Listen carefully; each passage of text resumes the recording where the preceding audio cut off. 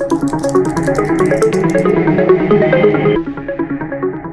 vaxtınız xeyir olsun əziz izləyicilər. Bugün də studiyamızın qonağı var. Studiyamızın qonağı isə Bakı Dövlət Universitetinin kafedra müdiri, biologiya elmləri doktoru, professor Kamilə xanım Əliyevadır. Kamilə xanım, xoş gəlmisiniz studiyamıza. Dəvətinizə görə təşəkkür edirəm. Hər zaman olduğu kimi bugün də maraqlı və çox önəmli bir mövzunu müzakirə edəcəyik. Bu günlər mövzumuz Qərbi Azərbaycana qayıdışdır. Ölkəmizin bir çox regionlarında bu günlərdə Qərbi Azərbaycana qayıdışla bağlı festivallar keçirilir, sammitlər, konfranslar keçirilir. Bu da bir daha Qərbi Azərbaycana qayıdışın nə qədər önəmli olduğunu və insanlarda bir ümid yaradır. Daha Qərbi Azərbaycana qayıdışın daha da tez gerçəkləşəcəyinə bir ümid yaradır. Əvvəla təşəkkür edirəm dəvətinizə görə və ilk öncə qeyd etmək istəyirəm ki, Qərbi Azərbaycan dedikdə bu sadəcə bir coğrafi anlayış deyil. Bu min illər bu torpaqlarda mövcud olmuş, yaşamış Azərbaycanlıların varlığının təzahürüdür. Sonradan bu torpaqlara köçürülmüş ermənilər Azərbaycan xalqına qənim kəsilərək güya bu torpaqların onlara aid olduqlarına inandırmağa çalışmışlar. Və zaman-zaman Qərbi Azərbaycanlılar öz yurdlarından deportasiya olunmuşdu. Sözsüz ki, böyük imperiyalar, Çar Rusiyası, sonralar isə Sovetlər İttifaqı öz maraqları naminə ermənilərdən bir alət kimi istifadə etmişlər. Və 1918-20, 1948-53, 1987-91-ci illərdə Qərbi Azərbaycanlıların kütləvi surətdə deportasiyası baş verdi. Mən bircə faktı qeyd etmək istəyirəm ki, təkcə 1987-91-ci illər ərzində, yəni məhz bu müddət ərzində 300 minə yaxın soydaşımız öz yurd yerlərindən qovuldular. Əslində bu bir xalqa qarşı yönəlmiş etnik təmizləmə siyasəti idi. Beynəlxalq hüquqda da deportasiya müəyyən meyarlara əsasən etnik təmizlənmənin ən ağır bir forması sayılır. Və eləcə də beynəlxalq hüquq qaçqın və məcburi köçkünlərin öz yurd yerlərinə dönüş hüququnu da tanıyır. Bu kontekstdən yanaşsaq, yəni bu nöqteyi nəzərdən baxsaq, Qərbi Azərbaycana qayıdış konsepsiyasının əsas mahiyyəti öz dədə-baba yurdlarından zorla çıxarılmış və soydaşlarımızın, vətəndaşlarımızın yenidən öz doğma vətənlərinə, tarixi vətənlərinə, yaşayış məkanlarına dönməsindən ibarətdir.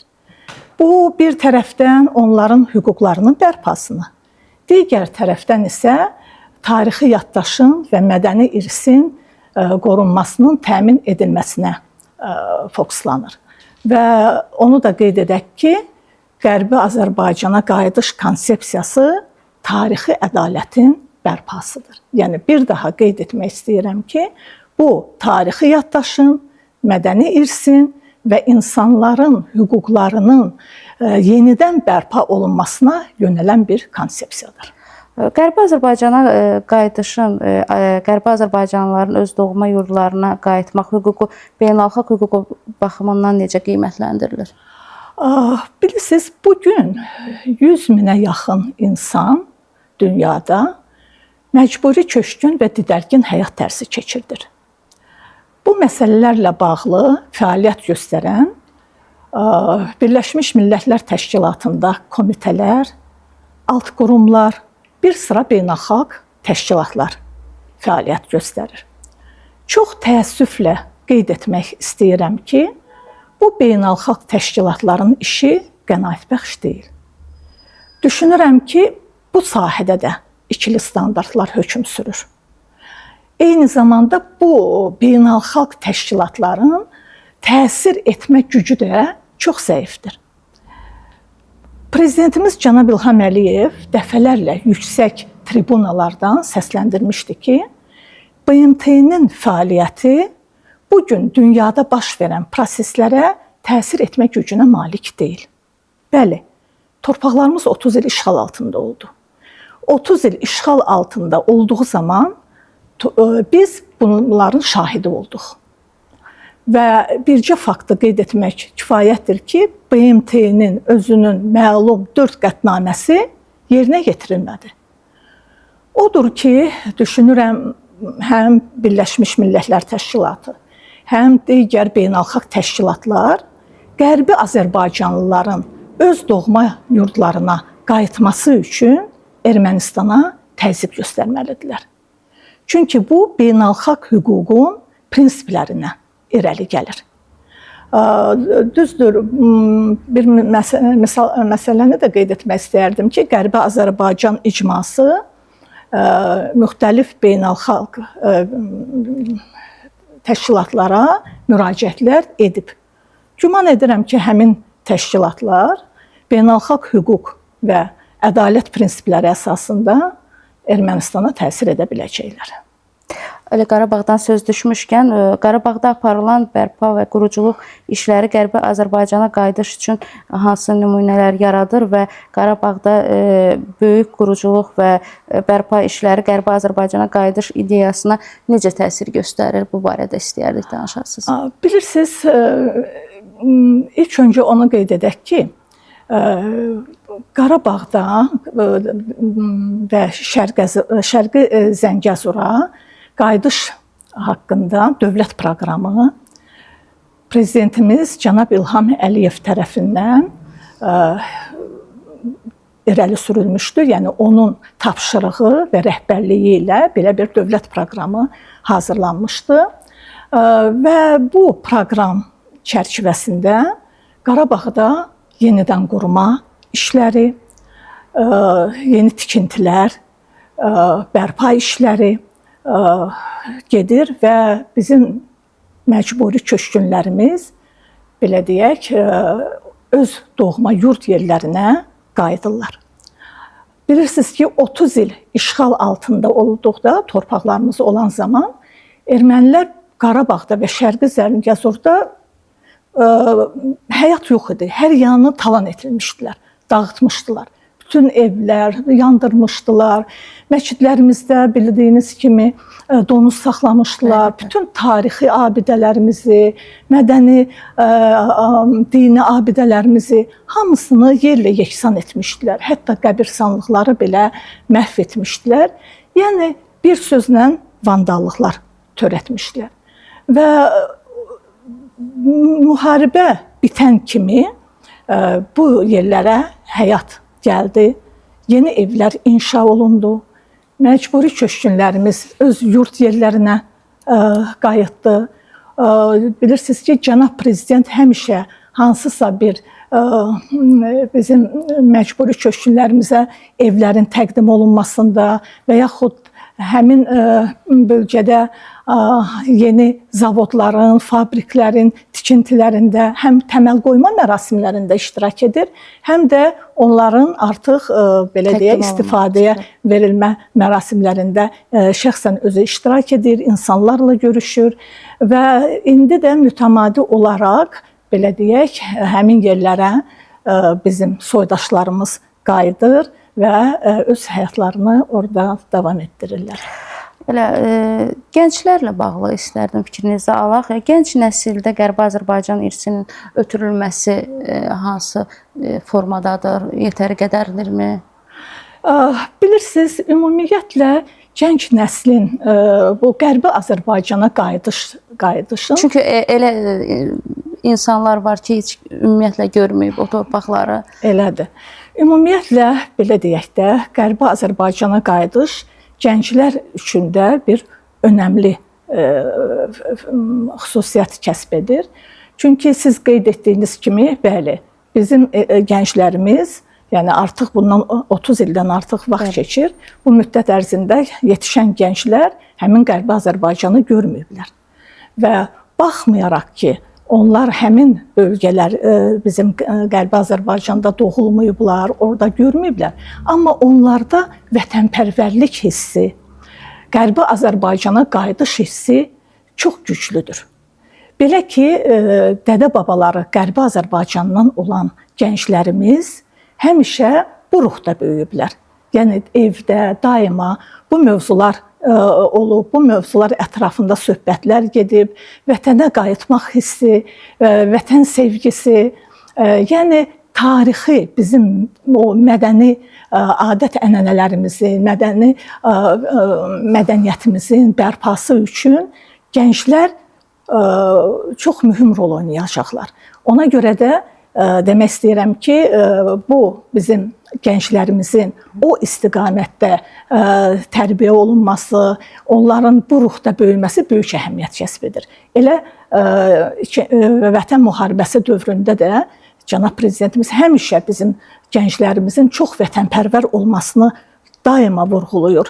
O vaxtda Qarabağın üzünü belə görməyən, Şərqi Zəngəzurun üzünü belə görməyən gənclərimiz böyük vətənpərvərlik hissi ilə müharibəyə yollandılar, qəhrəmanlıqlar göstərdilər, şəhid oldular, qazi oldular və torpaqlarımızı azad etdilər. Yəni bu vətənpərvərlik hissi ümumiyyətlə bizim Azərbaycan gənclərimizin canında, qanındadır. Və mən ümid edirəm ki, onların Qərbi Azərbaycana qayıtması onlar üçün gələcəyə bir işıqdır, bir perspektivdir, vətənə olan sevginin daha da güclənməsidir və ədalətin bərpasıdır. Bu istiqamətdə əlbəttə ki, gənclərlə də işlər davam etdirilir. Ermənistanın bu məsələyə münasibətini necə qiymətləndirirsiniz? Sülh prosesi Qərbi Azərbaycanlıların qayıdış məsələsinə təsiri necə olacaq? Yəni bildiyimiz kimi yaxın müddətdə seçkilər də keçirildi, Paşinyan yenidən hakimiyyətə gəldi. Bu sizcə davam edəcəkmi? Sülh prosesinə əməl edəcəkmi yəni Ermənistan dövləti? Aydındır. Bilirsiniz, ümumiyyətlə Ermənistan Qərbi Azərbaycanlıların öz doğma yerlərinə qayıtmasını və yaxud deyək ki, Qərbi Azərbaycan icmasının gördüyü işləri bilərəkdən güya öz ərazi bütövlüklərinə təhdid kimi qələmə verməyə çalışırlar və bunları beynəlxalq təşkilatlara da bu fikirləri yönəldirlər.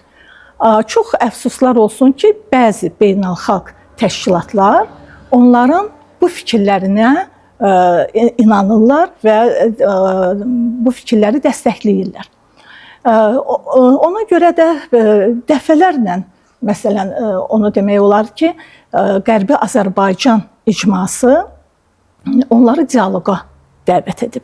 Yəni, amma baxmayaraq ki, Azərbaycan tərəfindən onlara bu dialoq təklif olunub, onlar bundan həmişə imtina ediblər. Və biz əgər nəzərə alsaq ki, bugün belə deyək, Azərbaycanla Ermənistan arasında münasibətlərin normallaşması üçün gözəl tarixi bir şərait yaranıb, mənə elə gəlir ki, Ermənistan tərəfi bunu qiymətləndirməlidir və bu dialoqa getməlidir və bu istiqamətdə müsbət addımlar atmalıdır. Və onu da qeyd edim ki, əgər sülh sazişi belə deyən imzalansa və bu nəinki Ermənistan, ümumiyyətlə bütün bölgə üçün sülhün, əmin-amanlığın bərqərar olması demək olacaq və burada onlar bir-birinə güvənlik artacaq. Güman edirəm ki, etməlidir, bilirsiniz. Yəni ki, onun artıq buna əməl etməməsi özünün, belə deyək, gələcək fəaliyyətini sual altına almaq deməkdir. Mənə elə gəlir ki, düşüncəli şəkildə bu məsələyə yanaşsa, bu öz Ermənistan tərəfi üçün də müəyyən bir reallıqların yaranmasına səbəb olacaq. Qərbi Azərbaycanın məcburi köçkün olan ailələrin xatirələrinin qorunması və reallaşması üçün hansı addımlar atılır? Bilirsiniz, istər 1948-53, istərsə də 1987-91-ci illərdə deportasiya olunan soydaşlarımız Azərbaycanın müxtəlif şəhər və kəndlərində məskunlaşmışdılar. O zaman həmin insanlar, soydaşlarımız orada baş verən hadisələrin canlı şahidləri olmuşlar. və onlar çox böyük əzab əziyyətlərə düçar olmuşlar. Elə bircə faktı qeyd etmək kifayətdir ki, o zaman deportasiya zamanı biz Azərbaycanlıları yük vaqonlarına dolduraraq Azərbaycana deportasiya etmişlər. Və hətta yolda onlarla soydaşımız həlak olmuşdu. Yəni onların bütün bu xatirələri, bütün o acınacaqlı hallar onların yaddaşlarından heç vaxt silinməyəcək. Sonradan həmin insanların danışdıqları xatirələr kitablara köçürüldü. Bu haqda kitablar yazıldı, filmlər çəkildi, sənədli filmlər çəkildi və düşünürəm ki, bu istiqamətdə işlər davam etməlidir. Və eləcə də televiziyanın da üzərinə böyük məsuliyyət düşür ki, onlar da bəli media sahəsindəki, onlar bütün bu hadisələri mütəmadi olaraq müxtəlif verilişlər vasitəsilə işıqlandırmış olsunlar. Güman edirəm ki, bax bu cür təbliğat vasitələri, yəni həmin o filmlərin hətta deyərdim ki, müxtəlif dillərə tərcümə edib dünya ictimaiyyətinə çatdırılması da bu çox gözəl bir belə deyək təbliğat vasitəsi olardı ki, dünya ictimaiyyəti də bilərdi ki, əsl belə deyək sahibləri, həmin Qərbi Azərbaycanın əsl sahibləri kimlər olub və bunun da şahidi olmuş olardılar. 15 il fəaliyyət göstərdiyiniz dönəmdə Milli Məclisdə millət vəkili olaraq yetəri qədər müzakirələr aparıbmı, qərarlar qəbul olunubmu Qərbi Azərbaycan mövzusunda? Əlbəttə ki, 15 il düzdür, mən 3 çağırış Milli Məclisin deputatı olmuşam və həmin dövrlər adətən Qarabağ və Şərqi Zəncə, yəni çox bir hissəsi, belə deyək, mənim deputatlıq fəaliyyətimin Qarabağın və Şərqi Zəngəzurun işğal altında olduğu dövrlərə düşdü və 2020-ci ildə bizim o tarixi zəfərimizdən sonra artıq Qarabağa və Şərqi Zəngəzura dönüş. Əlbəttə ki, bu istiqamətdə istər Qərbi Azərbaycana bizim soydaşlarımızın qayıtması, istərsə də elə o zamanlar Qarabağa və Şərqi Zəngəzura qayıtmaq məsələsi həmişə prioritet məsələ olub. Yəni bu həmişə elə dövlətin də prioritet məsələlərindən biri olub. Ona görə də daima müxtəlif tədbirlərdə, belə deyək, seçicilərlə görüşlər zamanı bu məsələlər həmişə qaldırılıb, aktual olub və bu məsələlər ətrafında diskussiyalar olub, fikir mübadilələri olub. Yəni həmişə heç vaxt bu məsələlər belə deyək ki, bizlər üçün biz buna biganə yanaşa bilməzdik və ona görə də həmişə seçicilərlə də bu ətrafda söhbətlər keçirilib. Bəli, Qərbi Azərbaycan mövzusunda faktlar da çox önəmlidir. Bunun üçün arxiv sənədləri də həqiqətən çox önəm daşıyır. Onunla bağlı vəziyyət nə yerdədir? Bilirsiniz, sözsüz ki, bu məsələdə tarixçi alimlərimizin, araşdırmacı jurnalistlərimizin, eləcə də belə deyək, bu sahədə mütəxəssis olan insanların üzərinə böyük məsuliyyət düşür. Yəni cənab prezidentimiz həmişə çıxışlarında qeyd edir ki, tarixçi alimlərimiz bu məsələyə çox ciddi yanaşmalıdırlar. Onlar arxiv materiallarını araşdırmalıdırlar, sənədlər araşdırılmalıdır, tarixi faktlar ortaya çıxmalıdır. Konfranslar, simpoziumlarda çıxışlar etməlidir alimlərimiz. Bu sahədə məqalələr yazılmalıdır. Bir sözlə bütün bu həqiqətlər dünya ictimaiyyətinə çatdırılmalıdır. Və çox yaxşı haldır ki, son zamanlar bu sahədə fəaliyyət göz qabağındadır.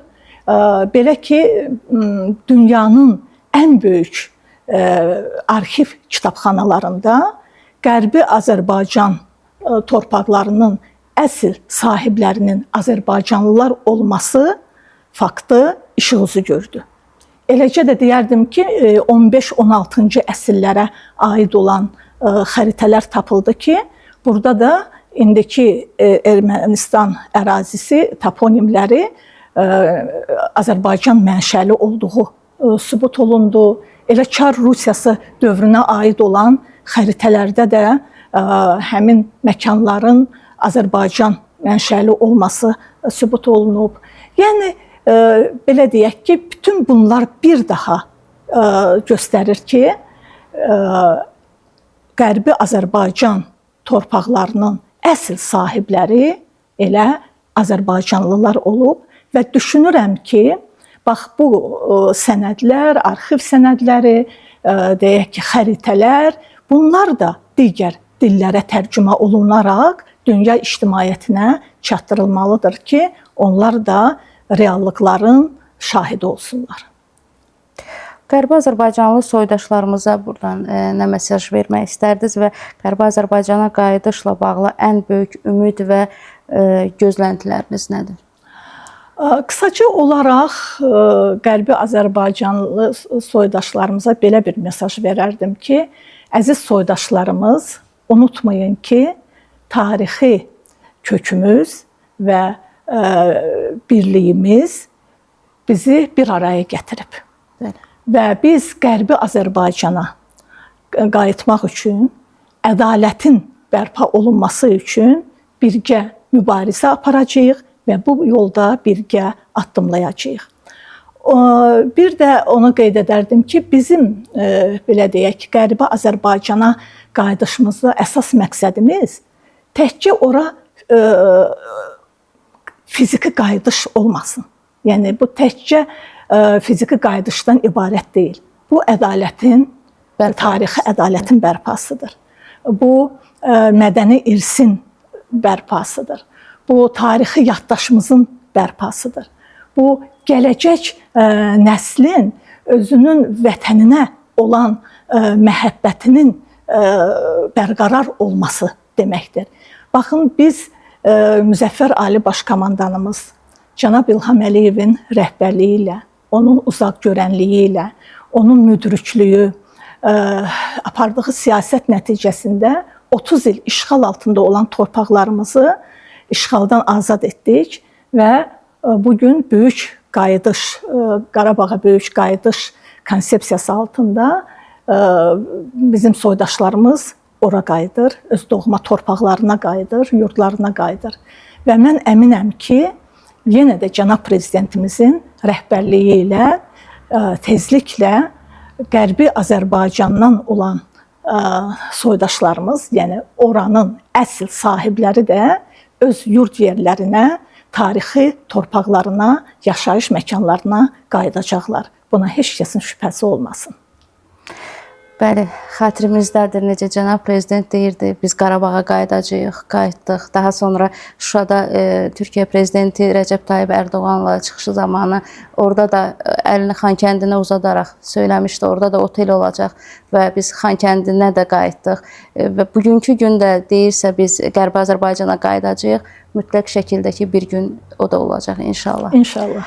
Belə studiyamıza dəvətimizi qəbul edib gəldiyiniz üçün sizə təşəkkürümüzü bildiririk. Sonda tamaşaçılarımıza nə demək istəyirsiniz? Buyurun. Sonda tamaşaçılarımıza təşəkkür edirəm və onu demək istəyərdim ki, bugün bizim hər birimiz Qərbi Azərbaycanlıyıq. Ona görə də bu yolda mövqelərimiz bir olmalıdır. Biz birlikdə olmalıyıq və cənab prezidentimiz ətrafında birləşərək ona dayaq olaraq bu missiyamızı, Qərbi Azərbaycana qayıdış missiyamızı yerinə yetirməliyik. Beləliklə bugünkü verilişimiz də sona yetdi. Bugün də tək Qərbi Azərbaycanlılar üçün deyil, bütün Azərbaycanlılar üçün, dünya Azərbaycanlıları üçün önəmli bir mövzunu danışdıq. Qərbi Azərbaycana qayıdış mövzusunu. Studiyamızın qonağı isə Bakı Dövlət Universitetinin kafedra müdürü, biologiya elmləri doktoru, professor Kamilə xanım Əliyeva idi. Sağ olun, sağlıqla qalın.